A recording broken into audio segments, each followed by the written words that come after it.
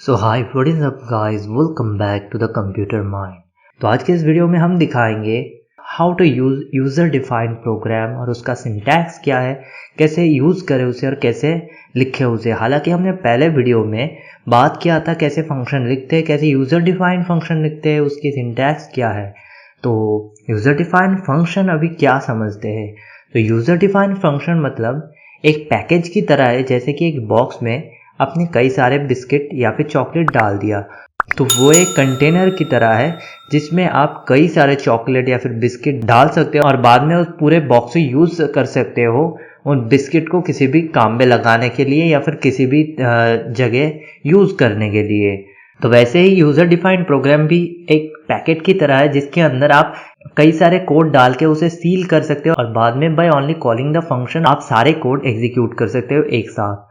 तो चलिए अभी देखते हैं उसका सिंटैक्स क्या है। तो जैसे कि हमने बात किया था, हालांकि पहले दिखाया था आपको कैसे लिखा जाता है यूजर डिफाइंड फंक्शन। तो सबसे पहले दिया जाता है डेफ, उसके बाद दिया जाता है फंक्शन नेम। यहाँ पर फंक्शन नेम एक वेरिएबल है, तो अगर आपको पता नहीं है कि फंक्शन नेम क्या है, फंक्शन क्या है, तो प्लीज़ हमारे फंक्शन वाली वीडियो देख लीजिए, उसके बाद ही ये देखिए, नहीं तो आपको यह समझ में नहीं आएगा। तो यहाँ पर डेफ, उसके बाद वो वेरिएबल नेम, कोई भी एक वेरिएबल नेम आप दे सकते हो। वेरिएबल नेम मतलब उस फंक्शन का नेम। तो ये हम देते हैं नेम या फिर माई फंक्शन देते हैं, जैसे कि हमने उस वीडियो में दिया था, आई होप यू रिमेंबर। उसके बाद यहाँ पर दो पैरेंथेसिस देना पड़ेगा। मिडिल ऑफ दोज पैरेंथेसिस आप कोई पैरामीटर पास कर सकते हो या फिर नहीं। तो यहाँ पर अभी हम कोलोन देते हैं। कोलोन देने के बाद यहाँ पर नीचे ये एक ब्लॉक बन गया। ब्लॉक क्या है, हमने 1000 बार इफ एल्स कंडीशन में या फिर लूप में कहा था कैसे ब्लॉक बनते हैं और कैसे ब्लॉक वाइज स्टेटमेंट आपको देना होता है। मतलब किसी भी स्टेटमेंट को अगर इस ब्लॉक के अंदर आपको देना है तो आप कुछ स्पेस दीजिए और वो स्पेस सब स्टेटमेंट में, जितने भी स्टेटमेंट ब्लॉक के अंदर आप देना चाह रहे हो, सेम अमाउंट ऑफ स्पेस आपको सब स्टेटमेंट के आगे देना होगा। तो यहाँ पर हमने 2-3 स्पेस दे दिया है। उसके बाद हम मान लो ये लिखे कि x इक्वल्स टू, या फिर एक काम करते हैं, x equals to v plus K and print, sorry ये होगा v plus K and print क्या होगा, हम प्रिंट करना चाहते हैं इस x को, x। ओके, तो हम प्रिंट करिए। तो अभी प्रॉब्लम क्या है, यहाँ पर दो चीज v और k। तो v और k आप यहाँ पर दे सकते हो कि v equals to v equals to 9 and k equals to 10। या फिर आप एक काम कर सकते हो, v इक्वल्स टू 9 और k इक्वल्स टू, आप एक काम करो, यूजर से इनपुट लो। आप इंट की जगह फ्लोट भी ले सकते हो। हमने अभी तक ओनली इंट ही दिखाया है। यहाँ पर float फ्लोट नाम का भी एक फंक्शन होता है, जिसका मतलब है आप एक यूजर से एक इनपुट लोगे बट वो इनपुट फ्लोट होगा। अगर हम यहाँ पर इनपुट दे तभी, अगर यहाँ पर हम कुछ और दे, अगर किसी स्ट्रिंग को इंटीजर में या फिर इंटीजर को फ्लोटिंग में कन्वर्ट करना होता है तो हमें बस वैल्यू देना होगा इस पैरेंथेसिस के अंदर। आई होप यू रिमेंबर, हमने पहले के वीडियोज में देखा था। तो यहाँ पर हम फ्लोट लेते हैं, उसके बाद इनपुट लेंगे और यहाँ पर हम देंगे डबल कोटेशन और उसके अंदर देंगे एंटर अ नंबर। तो यहाँ पर ये हो गया, यहाँ पर ये पैरेंथेसिस इसका और ये इसका। तो अब हम क्या कर सकते हैं, अब इसे राइट क्लिक कर सकते हैं और रन कर सकते हैं।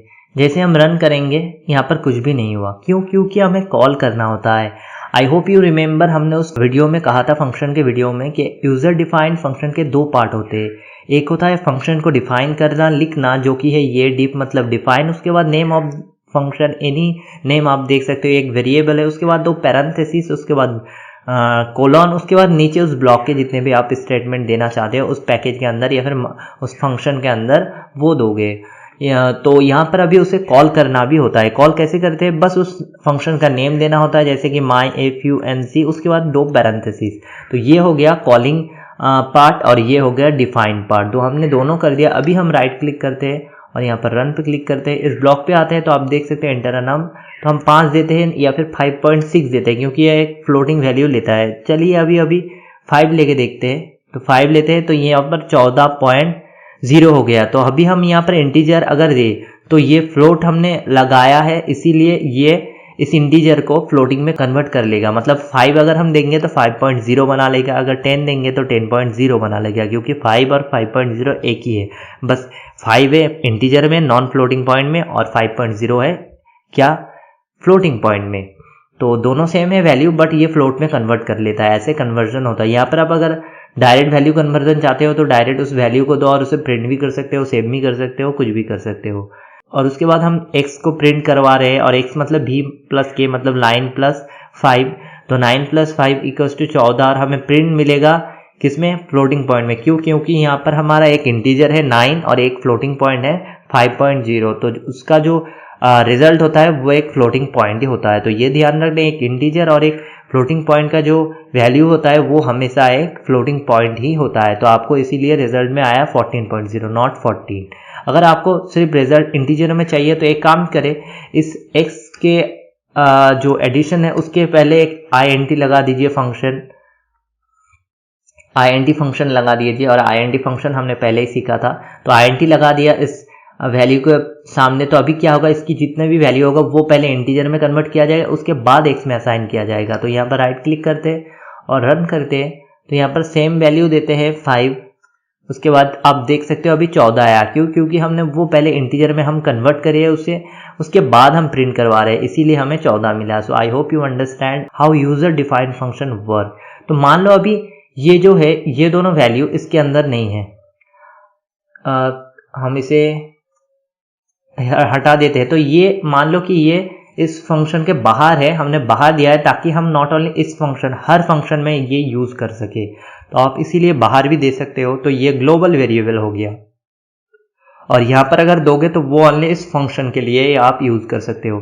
तो अभी अगर मान लो v और k को आपको यूज करना है इस फंक्शन में, इस v और k के लिए, तो आप कैसे दोगे, तो यहाँ पर आप उतने ही वेरिएबल के नेम दोगे जितने वेरिएबल आपको चाहिए। मान लो यहाँ पर आपको v और k चाहिए, 2 वेरिएबल बाहर से चाहिए, जितने बाहर से वेरिएबल चाहिए, तो यहाँ पर आप कोई भी नेम दे सकते हो। ऐसा नहीं कि v और k ही देना होगा, क्योंकि बाद में आपको यहाँ पर वो देना होगा असली चीज। यहाँ पर बस वो नाम दे सकते हो, मतलब यहाँ पर आपको बताना है कितने वेरिएबल है। और कैसे बताओगे, a b c d या फिर i b c, कोई भी एक नाम दे दो, उससे एक वेरिएबल काउंट होगा। दूसरा नाम दे दो तो 2 वेरिएबल काउंट होगा, कॉमा देके। तीसरा दे दोगे तो 3 होगा। यहाँ पर हमें ओनली 2 ही चाहिए, तो हम a और b देंगे कॉमा देके। तो अभी ये क्या बता रहा है कि 2 वेरिएबल ये लेगा। ये आर्ग्यूमेंट है, इसे पैरामीटर कहा जाता है, हमने पहले वीडियो में 1000 बार कहा है। तो ये फंक्शन 2 पैरामीटर लेता है, और वो क्या है, वो v और k है। बट अभी हम डिफाइन करेंगे v और k मतलब कौन सी वैल्यू को हम भेजना चाहते हैं, या फिर बाहर से किस 2 वेरिएबल को हम भेजना चाहते हो। तो यहाँ पर जब आप कॉल करोगे तब पैरेंथेसिस के अंदर वो पैरामीटर आपको पास करना होगा, लाइक v, k।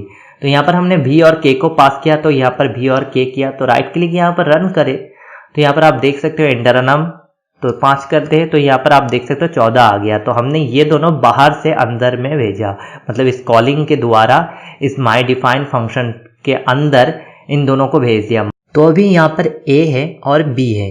तो अभी यहाँ पर जो फर्स्ट वैल्यू है हम यहाँ पर देते हैं वो फर्स्ट वेरिएबल में सेव होता है। जो भी फर्स्ट वेरिएबल हम यूज करते हैं उसके बाद जो वेरिएबल होता है वो सेकेंड वैल्यू को सेव करता है।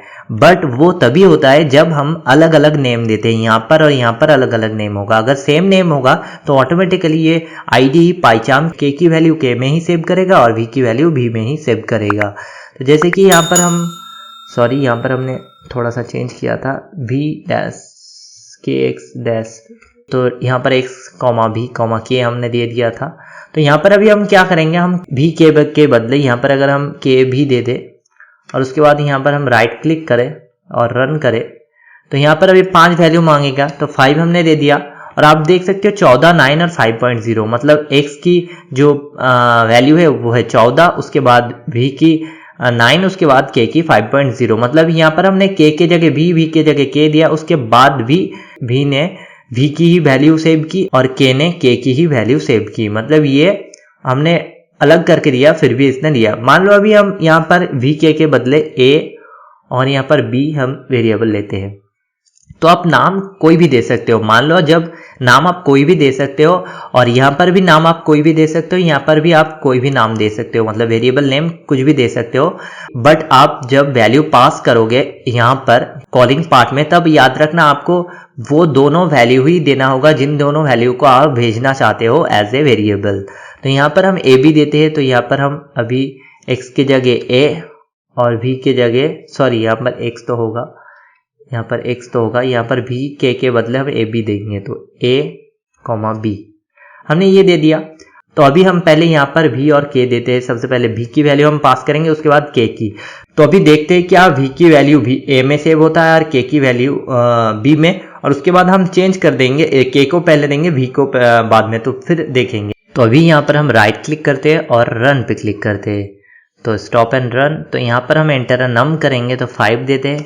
तो आप देख सकते हो v की वैल्यू 9 है और k की वैल्यू 5.0, मतलब a की वैल्यू 9 और b की वैल्यू 5.0 है। जैसे कि यहाँ पर देख सकते हो, पहले a दिया था प्रिंट में हमने, उसके बाद b दिया था। तो सर जो सेकेंड वैल्यू है वो है a की और थर्ड वैल्यू b की। तो सेकेंड 9 है, वो है a की और थर्ड वैल्यू है b की।